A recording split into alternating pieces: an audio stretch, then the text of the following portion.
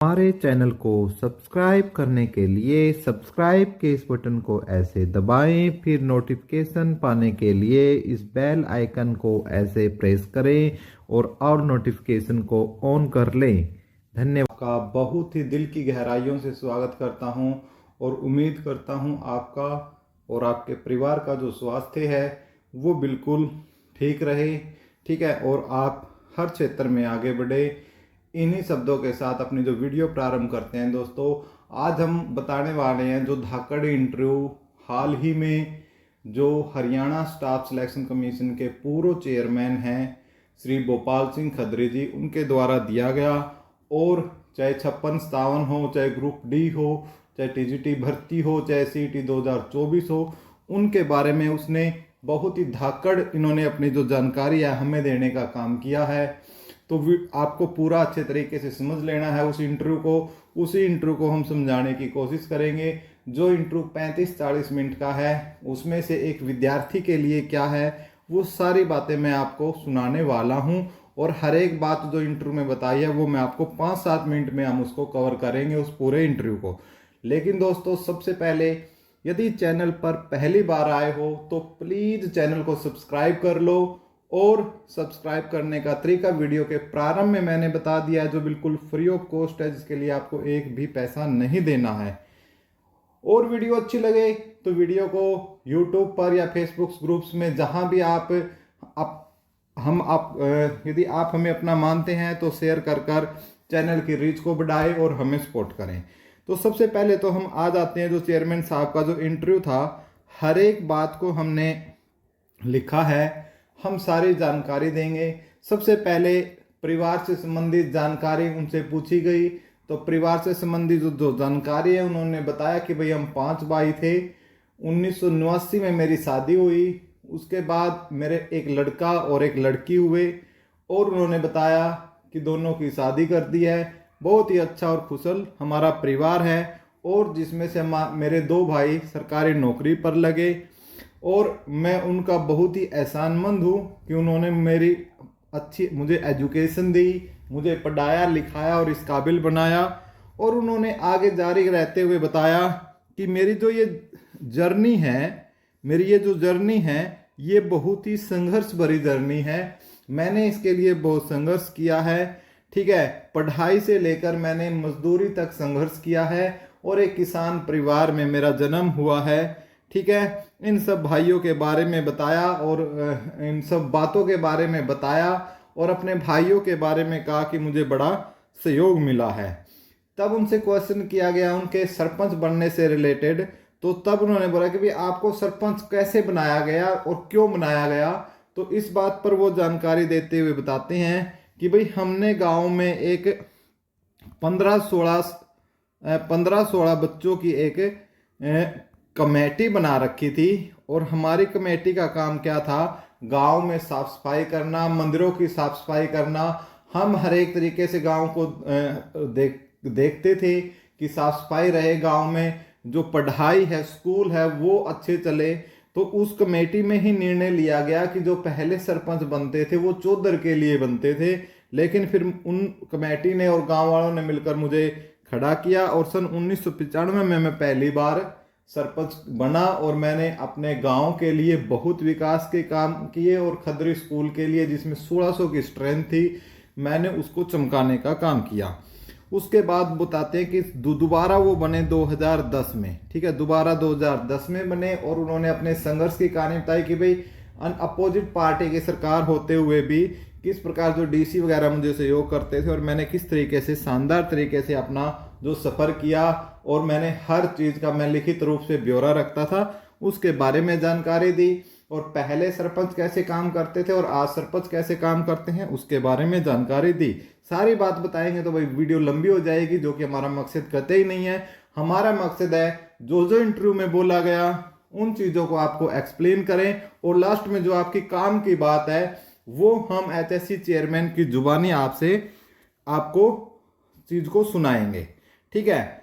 तो उसके बाद उनसे पूछा गया कि भाई एचएससी सदस्य से लेकर चेयरमैन तक का सफर कैसे रहा।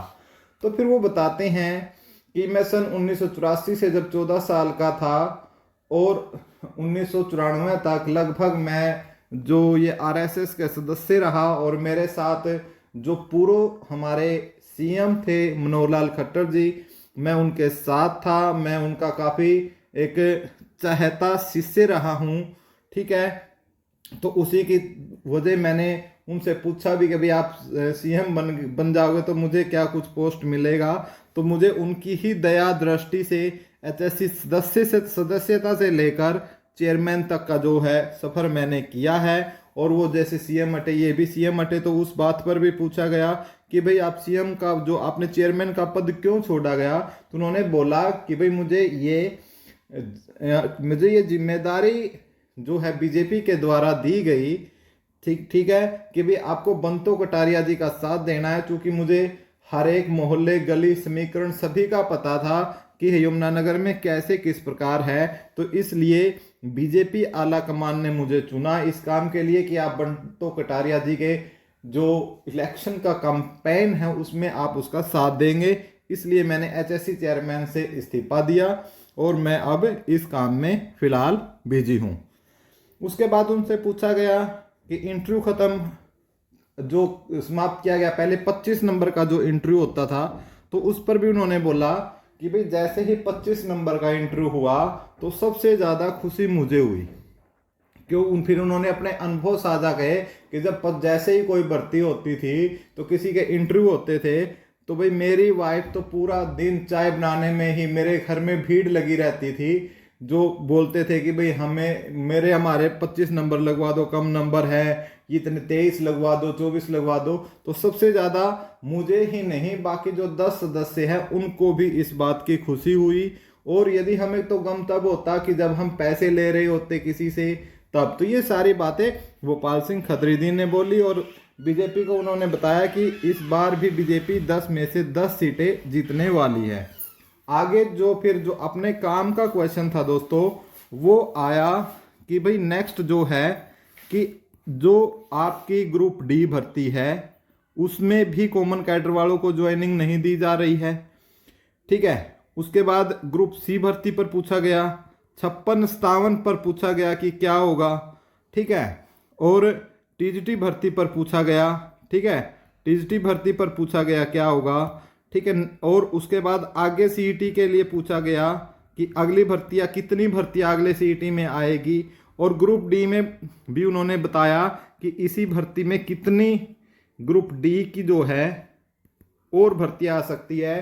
तो ये इन सब चीज़ों को हम सुनते हैं गोपाल सिंह खत्री की आवाज़ में उन्होंने क्या क्या आगे बताया। मैं उन्हीं की आवाज़ में इन क्वेश्चन का जो आंसर है, क्योंकि हमारे काम की बातें यही है, तो देख लीजिएगा। इलेक्शन की घोषणा हुई और आचार संहिता लगी, तो जो डिपार्टमेंट है उनके हेड ऑफ द डिपार्टमेंट है सारे आईएएस हैं, और उनको ये लगता है कि अगर हम ज्वाइनिंग कराते हैं बिना इलेक्शन कमीशन की परमिशन के तो हमारे खिलाफ कोई एडवर्स ना लिखी। वो सारी चीजों का अध्ययन कर रहे हैं। अगर परमिशन उनको मिल गई तो इस दौरान वो उनको ज्वाइन कराएंगे, अगर नहीं मिली तो आचार संहिता के बाद ज्वाइन करा लेंगे। रही बात रिजल्टों की, हमारी तरफ से सारे रिजल्ट 100% तैयार हैं और 22 अप्रैल लगी है केसों की जो सोशो इकोनॉमिक की थी, सावन के रिपीटिशन के थे या दूसरे सारे केस क्लब करके। जैसे जजमेंट आती है तो 72 घंटे के बीच में अगर इलेक्शन कमीशन परमिशन देता है तो आईएएस आए हैं तो उनका काम करने का क्या स्टाइल होगा मैं भी कह नहीं सकता। हमारी तरफ से इतनी तैयारी है कि हम 72 घंटे के अंदर अंदर सारे रिजल्ट दे सकते हैं अगर इलेक्शन कमीशन कोई रोड़ा नहीं है बीच में को लेके है केस ज्यादातर। दोनों स्थितियों में ये रिजल्ट आ सकते हैं। अगर सोशल इकोनॉमिक कायम रहता है तब भी आ सकते हैं। अगर मान्य कोर्ट इसको सस्पेंड करती है तो रिजल्ट तो हमने 3 तरह से रिजल्ट बढ़ा के दिया है। नॉर्मल रिजल्ट बढ़ा के दिया है, रिपीटेशन हटा के, रिपीटेशन को जोड़ के, मान्य अदालत को इन तीनों थ्योरियों में से अगर जो अच्छी लगती है तो रिजल्ट निकल देखते हैं। तो हम तो चाहते हैं कि कैंसिल ना हो, जो भी किसी का कोई नुकसान नहीं हो रहा है तो इससे वो भी उन्होंने कलम कर दिए। स्टेट की वैलिडिटी को लेके था, प्राइवेट स्कूलों के एक्सपीरियंस को लेके था। एक ही मेन जो सोशो इकोनॉमिक का है तो 3 केस थे इसमें। ये तीनों केस भी सोशो इकोनॉमिक के साथ ही निश्चित हो जाएंगे, रिजल्ट सारे तैयार। टीजीटी का रिजल्ट बिल्कुल भी कैंसिल नहीं होगा। पिटिशन हुआ है जी 56 में, तो उसमें कोई कोर्ट निर्णय ले सकती है कि ये करना है या नहीं करना। अदरवाइज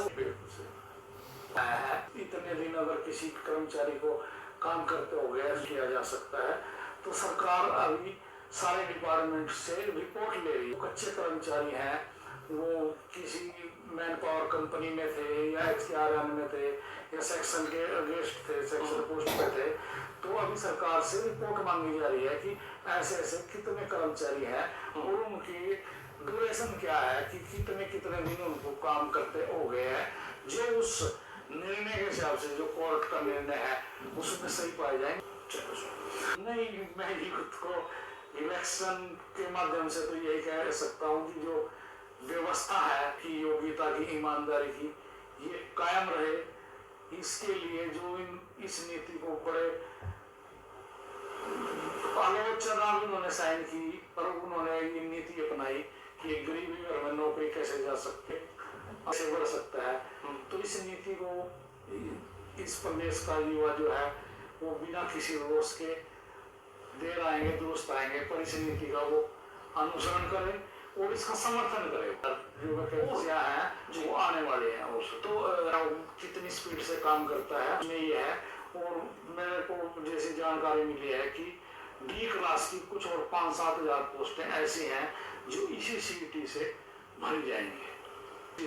जून में हमारी तरफ से प्रपोज्ड है, जो हमने उसमें जो तैयारी की हुई है। बाकी मैं आपकी बात हुई हुई सरकार जैसे आचार संहिता खत्म होती है तो 4 सदस्यीय कमेटी बना रही है।